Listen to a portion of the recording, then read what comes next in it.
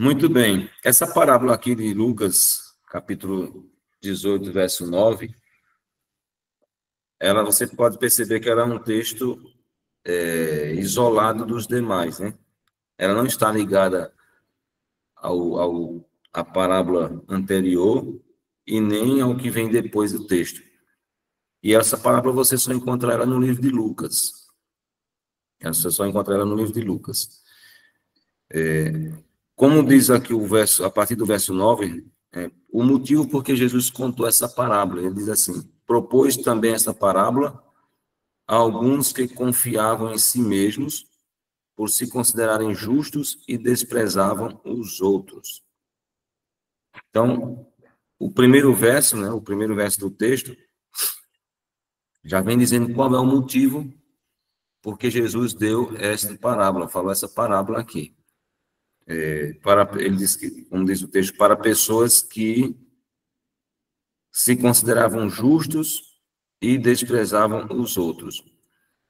No caso, a questão aqui é como você busca a justiça, né?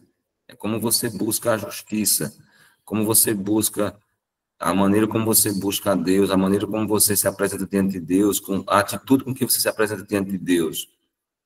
E aí ele continua dizendo o seguinte: 2 homens subiram ao templo com o propósito de orar.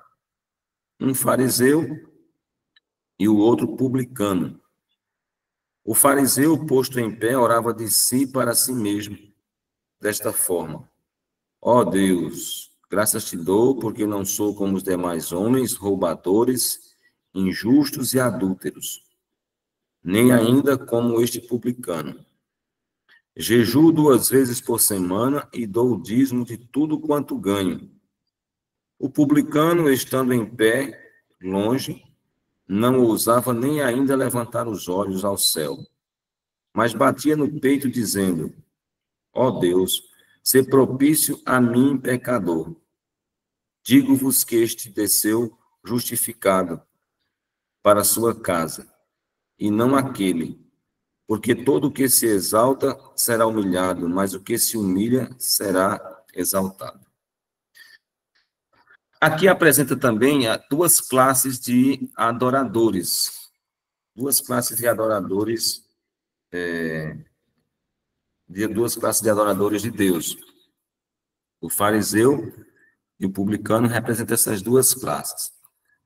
Com relação ao fariseu, né, é importante a gente entender um pouco quem eram os fariseus, né? Os fariseus era a classe que,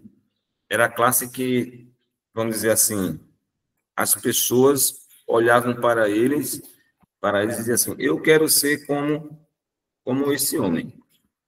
Eu quero ser como esse homem. Há um escritor que diz que os fariseus eram considerados as pessoas mais corretas da sociedade judaica naquela época. Pense em alguém que você olhava assim e dizia: eu quero ser como esse homem justo. Eu quero ser como esse homem justo. Os fariseus eram uma classe de pessoas que, da hora que eles acordavam até a hora que eles iam dormir, tudo o que eles faziam era com a intenção de obedecer a Deus, de adorar a Deus. Então, eram pessoas extremamente corretas. Extremamente corretas. Às vezes a gente fala, quando a gente fala assim de fariseu, a gente fala no sentido de falar mal, né? Ah, esse fariseu, né? No sentido de crítica. Mas eram pessoas extremamente corretas, extremamente honestas, extremamente dedicadas na questão da religião. Porém, eram pessoas que Jesus, certa vez, falou deles o seguinte: vocês são como sepulcros caiados. Vocês são bonitos por fora, mas são podres por dentro. E por que ele falou isso? A questão aqui, qual era a raiz do problema, né? Qual era a raiz do problema em relação ao fariseu? E, infelizmente, irmãos, eu quero dizer para vocês que a questão do farisaísmo, esse problema ele não acabou quando a igreja do primeiro século, a igreja primitiva passou, né, do primeiro século, do segundo século, esse problema ele não ficou no passado. Ele existe ainda em nosso meio hoje, infelizmente. E eu acredito que essa mensagem é importante para que nós possamos nos prevenir e guardar o nosso coração em relação a isso. Qual era a raiz do problema do fariseu? É que para o fariseu, a questão de pecado e justiça, ou seja, pecado numa vida justa, correta, diante de Deus, e não passava de uma série de ações, em vez de uma condição da mente e um relacionamento com Deus. Entende? Para o fariseu, né, pecado e justiça não passava de uma série de ações, tanto para a questão da justiça, de uma vida justa, né? Você vê isso quando ele começa a orar. Ele diz: Senhor, eu não sou como os demais homens, não sou roubador, não sou injusto, não sou adúltero, e não sou nem como este publicano. E aí ele começa dizendo quais são as ações que ele considerava corretas. E que são corretas as ações dele. Eu jejuo 2 vezes por semana, eu dou o dízimo de tudo quanto eu ganho, né? Eu faço as coisas, poderia acrescentar aqui também, eu guardo o sábado como deve ser guardado. Então, tudo que existia de correto para se fazer na lei, o fariseu fazia. Então, na concepção dele, ser justo diante de Deus, era fazer essas coisas. Então, como eu disse, o problema dele era que ele considerava que o pecado e a justiça não passava de uma série de ações, de coisas boas, né, a questão da justiça, e ações ruins em relação ao pecado. Ele não conseguia enxergar que os seres humanos são pecadores por natureza, né, e que a bondade humana, ou seja, essa vida justa deles tornavam eles, aparentemente, né, aos olhos das pessoas extremamente boas, né? Aí aqui é onde está o problema de ser bom, né? O problema de ser bom, como o caso do fariseu. Mas o que isso acontece? Esse problema da bondade humana, né, leva as pessoas a se afundarem cada vez mais, a mergulharem cada vez mais no núcleo do pecado. E o que é o pecado? O núcleo do pecado: o orgulho e a autossuficiência. Quanto mais os fariseus faziam coisas para mostrarem a sua bondade, mais eles mergulhavam na questão do orgulho, né, e da autossuficiência. Esse caso do fariseu, nós temos um exemplo muito claro na Bíblia de alguém que tinha esse perfil do fariseu, que era o apóstolo Pedro. Pedro, por muito tempo, foi aquela pessoa cheia de si. Pedro foi, por muito tempo, aquela pessoa cheia de si, que Pedro não tinha a intuição de necessidade, né, de reconhecimento da sua pobreza de pecado, do seu pecado, que é a primeira condição para que a gente possa ser aceito diante de Deus, né? A intuição de necessidade, o reconhecimento da pobreza e do pecado, que essa é a condição que nos torna aptos para estarmos diante de Deus. Então, o apóstolo Pedro, por muito tempo, ele foi aquela pessoa que autossuficiente. Quando Jesus falou para os discípulos: um de vocês vão me negar. Pedro disse: Eu não, Senhor. Pode todo mundo te negar, mas eu não. Eu não. E aí a gente percebe mais à frente Pedro negando Jesus, e levou à queda, né? O seu orgulho levou à sua queda. O livro Parábolas de Jesus, a irmã Maite, ela disse assim que o mesmo mal que levou Pedro à queda, né, e exclui da comunhão com Deus o fariseu, torna-se hoje a ruína de milhares. Nada é tão ofensivo a Deus, nem tão perigoso para a alma humana como o orgulho e a presunção. De todos os pecados, é o que menos esperança incute e o mais irremediável. É interessante, irmãos, quando a gente, por exemplo, faz uma comissão de nomeações na igreja, a gente, às vezes, impede de, assim, a comissão faz as recomendações, observações sobre as pessoas, né? Diz, olha, fulano não pode assumir tal cargo por esse motivo e coisa e tal. Ah, fulano não pode assumir esse cargo por esse motivo, assim, assim, assim. Ele não está apto para a liderança. Só está.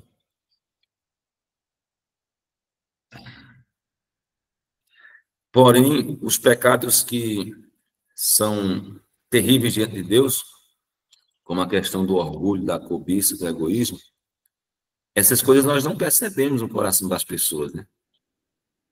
Ninguém diz assim, olha, fulano não pode assumir função na igreja porque ele é orgulhoso, porque ele é amante da cobiça, porque ele é egoísta. Alguém já proibiu alguém de assumir cargo na igreja por conta disso? Ninguém. Ah, fulano não pode ser pastor porque ele é uma pessoa orgulhosa. Isso não deixa ninguém apto para o ministério, né? A gente termina faz a formação em teologia, né? Fez tudo certinho, tudo direitinho, e no final a igreja coloca lá, apto para o ministério. Mas ninguém diz assim, ó, esse daqui não pode porque é orgulhoso. Esse daqui não pode porque é amante da cobiça, é egoísta, esse aqui é autossuficiente, cuidado com ele. Ninguém fala nada disso. Ninguém fala nada disso. Por quê? Porque nós vemos o exterior das pessoas. Nós vemos a aparência das pessoas. E esse era o problema do fariseu. Ele considerava a vida justa, né, baseado naquilo que era possível ver, naquilo que ele fazia e que as pessoas viam. Era a classe desejada pela sociedade, a classe dos fariseus. Porém, no final, Jesus dá o resultado daqueles dois que subiram ao templo, né? É interessante a gente perceber o seguinte, quando uma das coisas também que era considerada importante, né, pelos fariseus, era ir ao templo, né? Era ir ao templo para orar.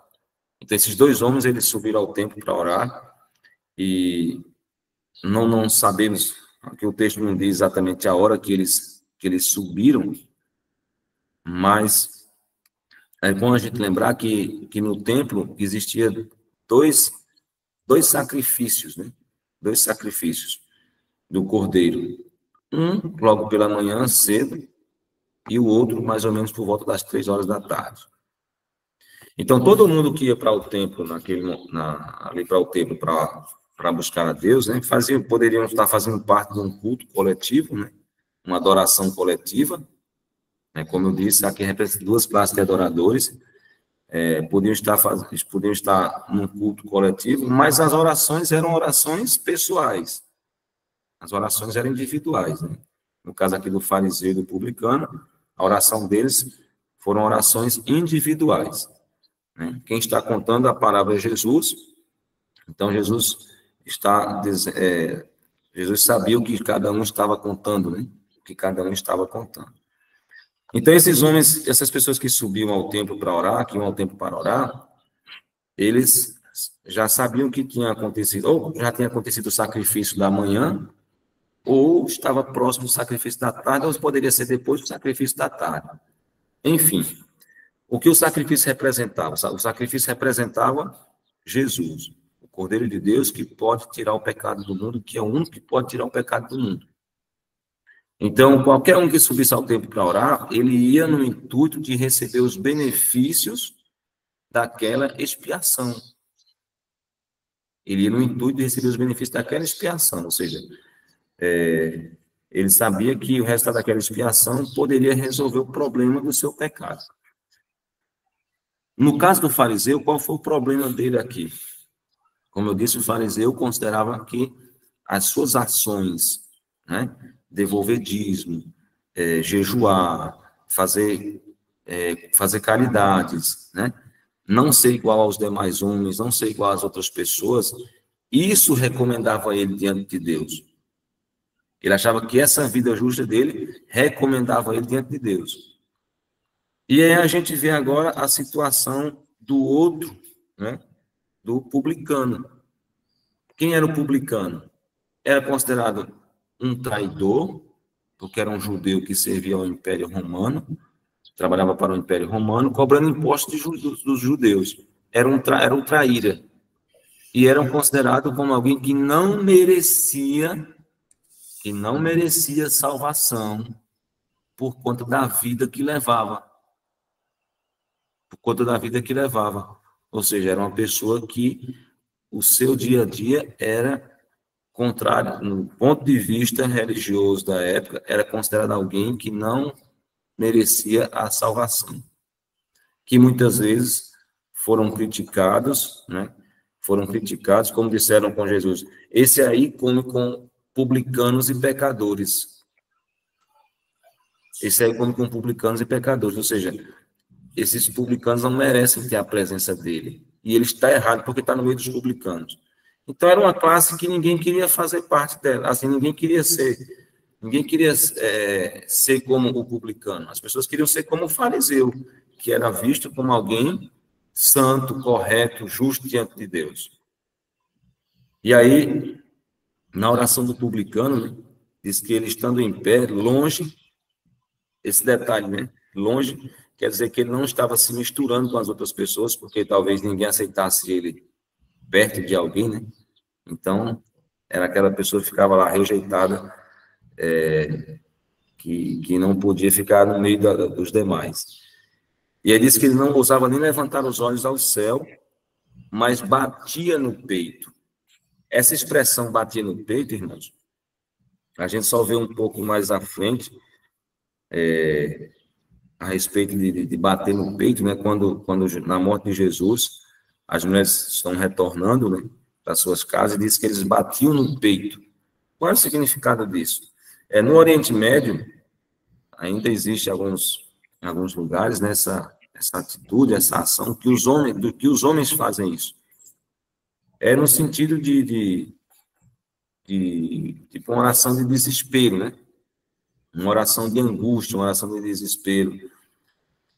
E subentende que o publicano bate no peito porque ele tinha uma convicção diferente do fariseu. Para o publicano, ele sabia que no peito, né, onde bate o coração, ou seja, o centro das emoções, o centro dos nossos sentimentos, né, ou seja, a nossa mente, né, o centro da nossa mente, vamos dizer assim.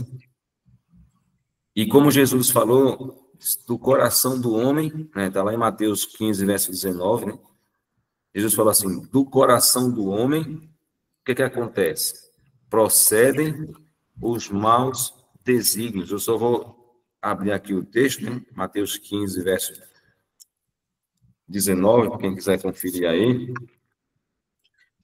Jesus disse o seguinte, porque do coração procedem maus desígnios, homicídios, adultérios, prostituição, furtos, falsos testemunhos e blasfêmias.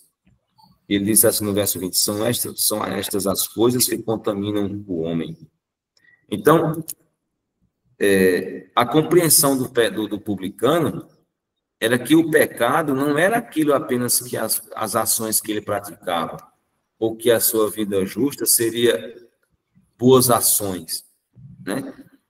E ele sabia que as nossas boas ações e a vida correta que você pratica não podia recomendá-lo diante de Deus.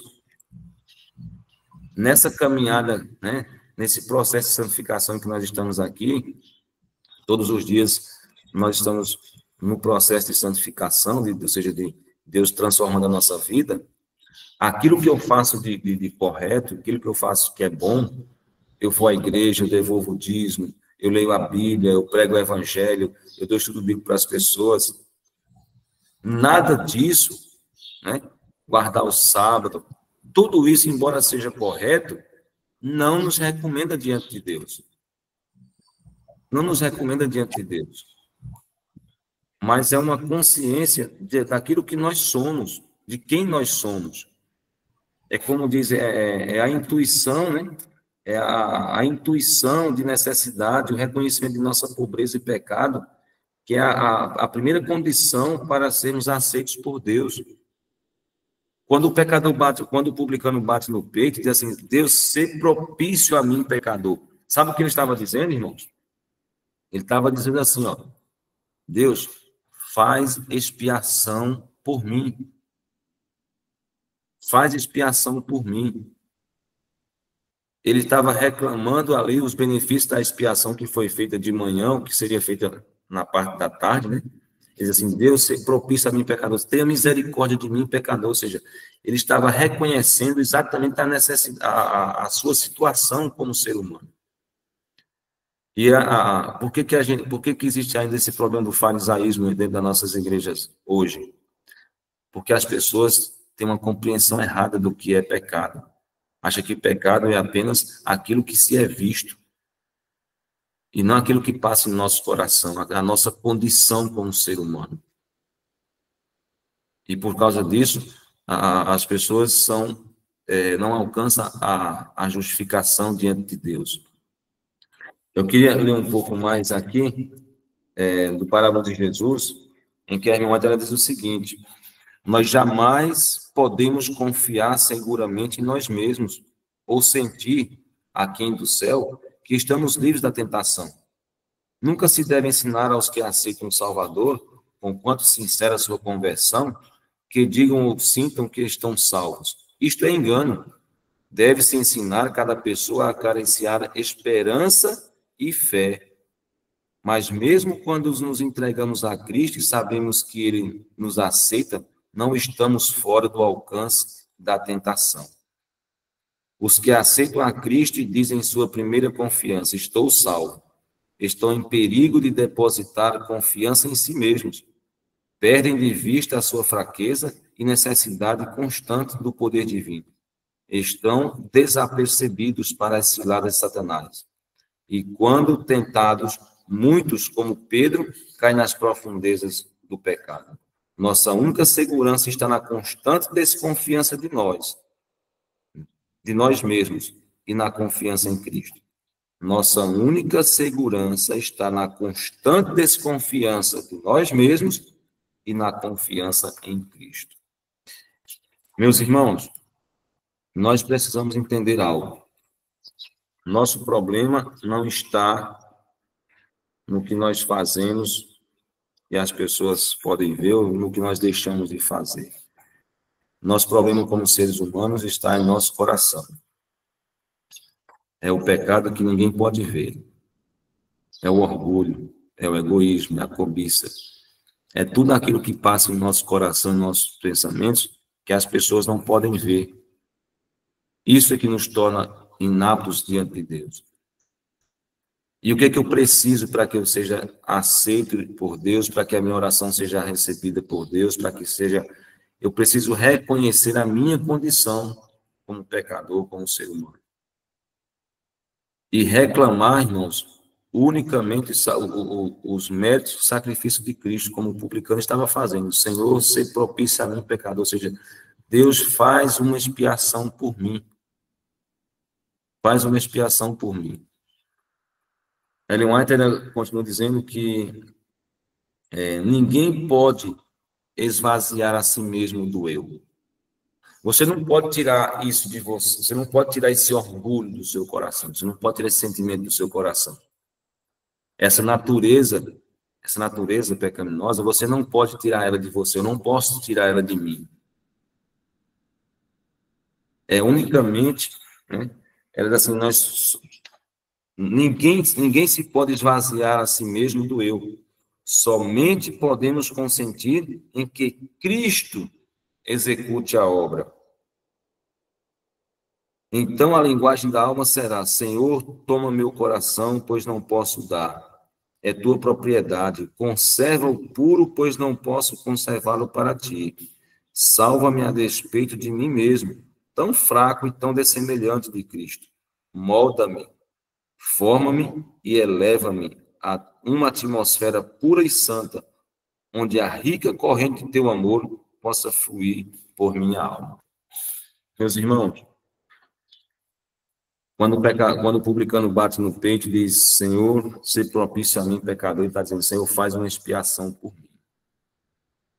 Tem misericórdia de mim, Senhor, porque aquilo que eu faço que é correto, que é justo, não pode me recomendar diante do Senhor. É unicamente por meio dos méritos de Cristo, do sacrifício de Cristo, que eu posso ser aceito diante de Deus. Jesus disse no final, concluindo a parábola que ele contou, ele disse, digo a vocês que este quem? Ele está se referindo ao publicano. Este desceu justificado para a sua casa, e não aquele. Porque todo o que se exalta será humilhado, mas o que se humilha será exaltado. Irmãos, o único que é digno de exaltação, ou melhor, a exaltação é um atributo unicamente de Deus. Unicamente de Deus. Somente Deus é digno de ser exaltado. E o que significa voltar justificado da presença de Deus? É você ser aceito por Deus. Você foi aceito por Deus por reconhecer a sua condição de pecador. Por você reconhecer a sua necessidade de um Salvador. O problema do orgulho é que a pessoa orgulhosa, autossuficiente, ela não reconhece que precisa de um Salvador. Ela está cheia de si. Ela acha que tudo que ela faz é bom, que ela é o melhor, que é o mais importante. E isso é suficiente para Deus. Deus não aceita esse tipo de coisa. Deus não compartilha com orgulho. Aonde Jesus habita, não há espaço para o orgulho, para o egoísmo, para a cobiça. Onde Jesus habita, há espaço para a reciprocidade, para a dependência de Deus, para o amor a Deus, por amor ao próximo. Então, meus irmãos, que nós possamos fazer parte desse segundo grupo de adoradores, né? O grupo representado pelo publicano. O mesmo remédio para Pedro, para o publicano, é o nosso também. Somente Jesus. Foi quando Pedro teve um encontro com Jesus, que Jesus olhou para Pedro, e Pedro viu perdão nos olhos de Jesus, viu misericórdia nos olhos de Jesus, viu amor nos olhos de Jesus, que Pedro foi transformado. Passou a ser, em vez de ser aquele homem autossuficiente, passou a ser aquele homem dependente da graça de Deus, dependente de Jesus, disposto a fazer a vontade de Deus, participando dos sofrimentos de Cristo. E da mesma forma também como o publicano, que desceu justificado, que foi aceito por Deus, apesar de não ser aceito pelas pessoas, mas foi aceito por Deus, a oração dele foi recebida, porque ele foi diante de Deus com atitude de humildade, reconhecendo quem ele é e reconhecendo a bondade e a grandeza de Deus e que a única solução para ele era os méritos do sacrifício de Jesus. Que Deus, nessa manhã, enche o seu coração de esperança e de confiança nos méritos do sacrifício do Senhor Jesus. Que você possa olhar para Jesus e encontrar esperança para você, perdão. Nessa caminhada em que estamos no processo de santificação, Jesus é o único que pode me santificar.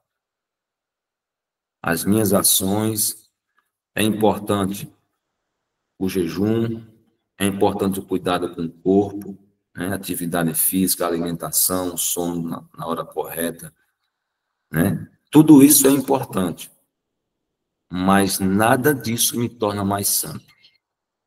Nada disso me torna mais santo. Você pode jejuar a vida inteira e nunca se santificar. Jesus, tudo isso é importante. Mas no processo de santificação, é Jesus quem me santifica por meio da palavra. Pai, santifica-os na verdade, a tua palavra é a verdade. Não confie jamais no que você faz como algo que vai te recomendar diante de Deus. É unicamente os méritos do sacrifício de Cristo. Unicamente. Que Deus abençoe você nessa manhã e que você permaneça firme buscando a Deus no conhecimento e na graça de Cristo. Deus abençoe a todos em nome de Jesus. Amém? Vamos fazer uma oração? Senhor nosso Deus, Pai Celestial, nos ajude, Senhor, primeiramente a reconhecer a nossa condição como pessoas, como ser humano pecador. Nos ajude, Deus, a entender que a questão da vida justa, correta, ela não nos recomenda diante do Senhor. Ela tem o seu lugar, as coisas corretas e justas têm o seu lugar. Mas é unicamente, ó Deus, os méritos de Cristo que podem nos recomendar diante do Senhor. Pois o Senhor Jesus é o nosso único intercessor. É aquele que viveu a nossa vida, mas não pecou. E ofereceu um sacrifício completo para a nossa salvação. Por isso nós podemos nos achegar ao Senhor com confiança, com certeza, com esperança de que podemos ser aceitos pelo Senhor, não pelo que nós somos ou fazemos, mas por causa do que Cristo é e do que Cristo fez por nós e faz até hoje. Nos abençoa, nos ajuda, que nesse crescimento, Deus, nessa caminhada, o Senhor nos santifique por meio da palavra. Nós oramos em nome de Jesus. Amém. Amém.